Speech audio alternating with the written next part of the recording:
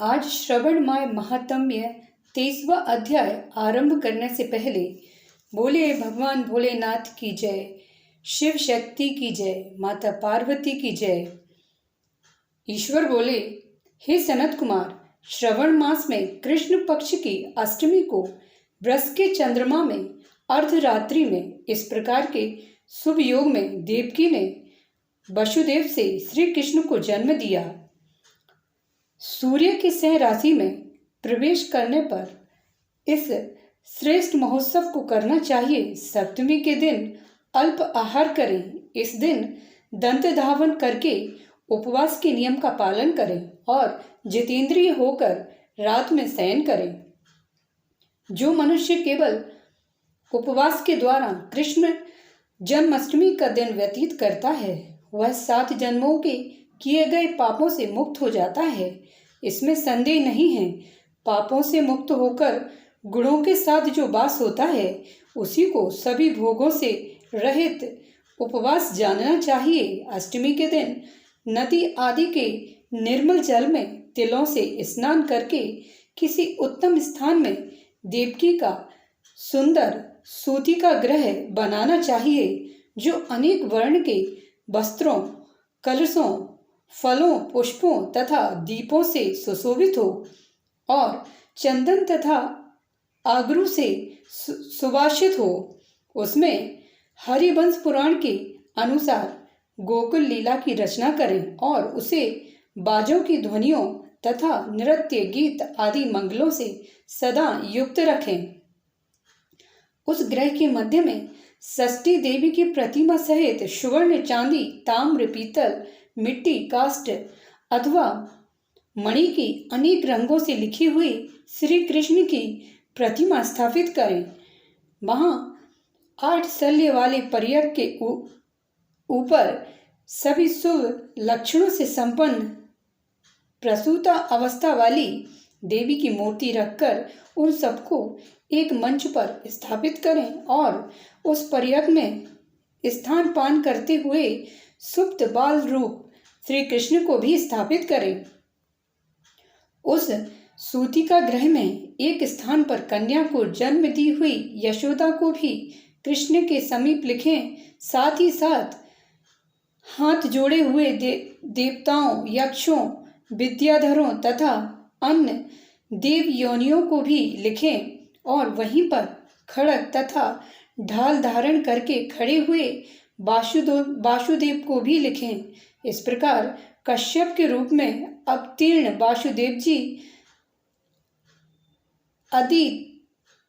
अदिति स्वरूपा देवकी, शेषनाग के अवतार बलराम, अदिति के ही अंश से प्रदुभार्व, यशोदा दक्ष प्रजापति के अवतार, नंद ब्रह्मा के अवतार, गार्गाचार्य सभी अप्सराओं के रूप में प्रकट, गोपिका वृंद देवताओं के रूप में जन्म लेने वाले गोपगण, कालनेमी स्वरूप कंस, उस कंस के द्वारा वज्र में भेजे गए वृषासुर, वत्सासुर, कुवलया, पीड़, केशी आदि असुर, हाथों में शस्त्र लिए हुए दानव तथा यमुना दह में स्थित कालिये नाग, इन सबको वहां चित्रित करना चाहिए।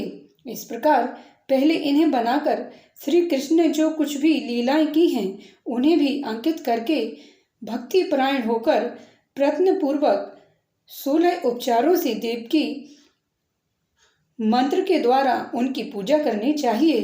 वेणु तथा वीणा की ध्वनि के द्वारा गान करते हुए प्रधान किन्नरों से निरंतर जिनकी स्तुति की जाती है, हाथों में भिंगारी, दर्पण, दूर्वा, दधी, कलश लिए हुए किन्नर जिनकी सेवा कर रहे हैं, जो सैया के ऊपर सुंदर आसन पर भली भांति विराजमान है, जो अत्यंत प्रसन्न मुखमंडल वाली है तथा पुत्र से शोभायमान है। वे देवताओं की माता तथा विजय सुता देवी देवकी अपने पति वासुदेव सहित सुशोभित हो रही हैं। उसके बाद विधि जानने वाले मनुष्य को चाहिए कि आदि में प्रणव तथा अंत में नमः से युक्त करके अलग अलग सभी के नामों का उच्चारण करके सभी पापों से मुक्ति के लिए देवी की वासुदेव, बलदेव, नंद तथा यशोदा की पृथक पृथक पूजा करना चाहिए। उसके बाद चंद्रमा के उदय होने पर श्री हरि का स्मरण करते हुए चंद्रमा को अर्घ्य प्रदान करें।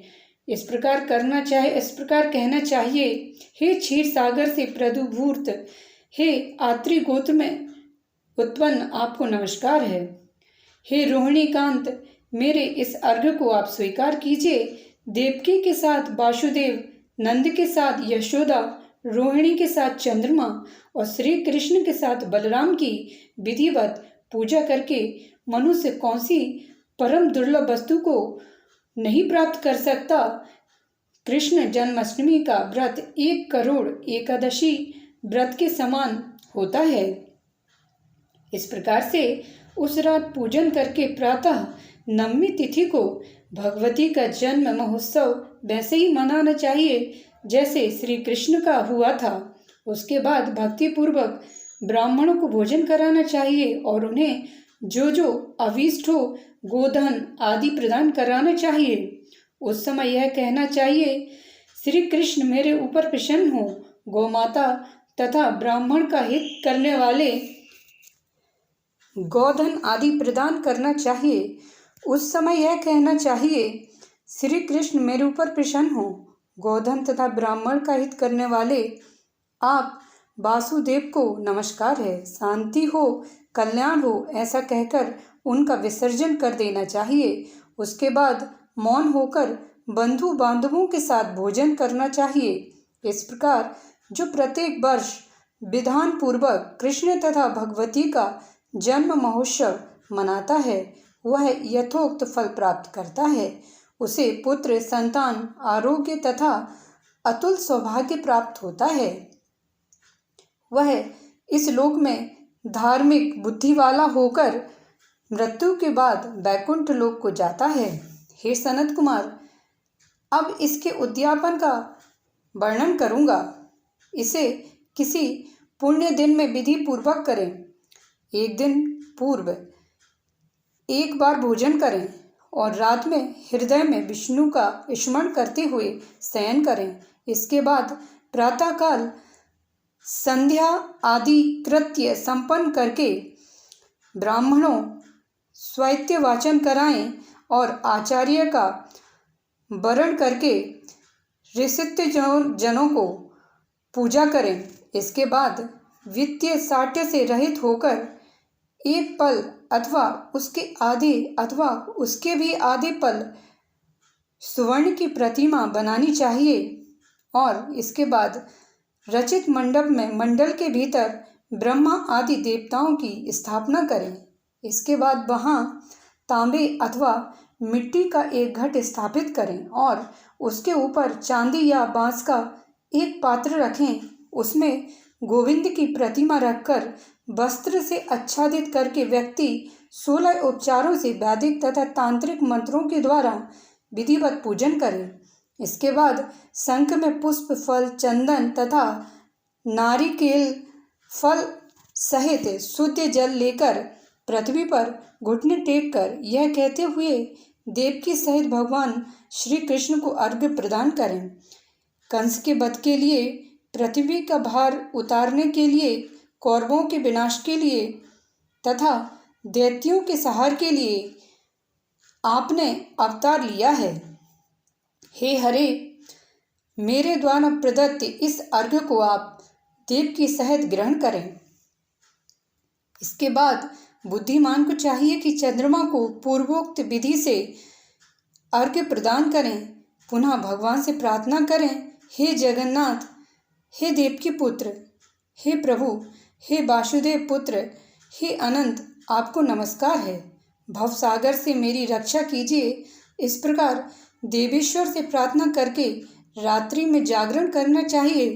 पुनः प्रातःकाल शुद्ध जल में स्नान करके जनार्दन का पूजन खीर, तिल और घृत से मूल मंत्र के द्वारा भक्ति पूर्वक 108 आहुति देकर पुरुष सूक्त से हवन करें और पुनः इंद्रम विष्णुर्वी चक्र में इस मंत्र से केवल घृत की आहुतियाँ देनी चाहिए। आहुतियाँ देकर तथा होम शेष संपन्न करने के अनंतर आभूषण तथा वस्त्र आदि से आचार्य की पूजा करना चाहिए। उसके बाद व्रत की संपूर्णता के लिए दूध देने वाली सरल स्वभाव वाली बछड़े से युक्त उत्तम लक्षणों से संपन्न सोने की सींग, चांदी के खुर, कांस्य की दोहिनी, मोती की पूंछ, ताम्र की पीठ तथा सोने के घंटे से अलंकृत की हुई एक कपिला गौ को वस्त्र से आच्छादित करके दक्षिणा सहित दान करना चाहिए। इस प्रकार दान करने से व्रत संपूर्णता को प्राप्त होता है। कपिला गौ के अभाव में अन्य गौ भी दान की जा सकती है। इसके बाद ऋषिजनों को यथा योग्य दक्षिणा प्रदान करें। इसके बाद 8 ब्राह्मणों को भोजन कराएं और उन्हें भी दक्षिणा दें। पुनः सावधान होकर जल से परिपूर्ण कलश ब्राह्मणों को प्रदान करें और उनसे आज्ञा लेकर अपने बांधवों के साथ भोजन करें। हे ब्रह्मपुत्र, इस प्रकार व्रत का उद्यापन कृत्य करने पर वह बुद्धिमान मनुष्य उसी क्षण पाप रहित हो जाता है और पुत्र पौत्र से युक्त तथा धन धान्य से संपन्न होकर बहुत समय तक सुखों का उपभोग कर अंत में वैकुंठ को प्राप्त होता है। बोलिए लड्डू गोपाल की जय, श्री कृष्ण भगवान की जय, बोलिए राधा रानी की जय। इस प्रकार श्री स्कंद पुराण के अंतर्गत ईश्वर सनत कुमार संवाद में श्रवण मास महात्म्य में कृष्ण जन्माष्टमी व्रत कथन नामक 23वां अध्याय पूर्ण हुआ। चैनल पर पहली बार आए हैं और यदि चैनल के सारे वीडियो अच्छे लगें और आपको उपयोगी हों तो चैनल को सब्सक्राइब करिए, बेल आइकन प्रेस करिए, लाइक करिए। मिलते हैं अगली वीडियो में। जय श्री राधे।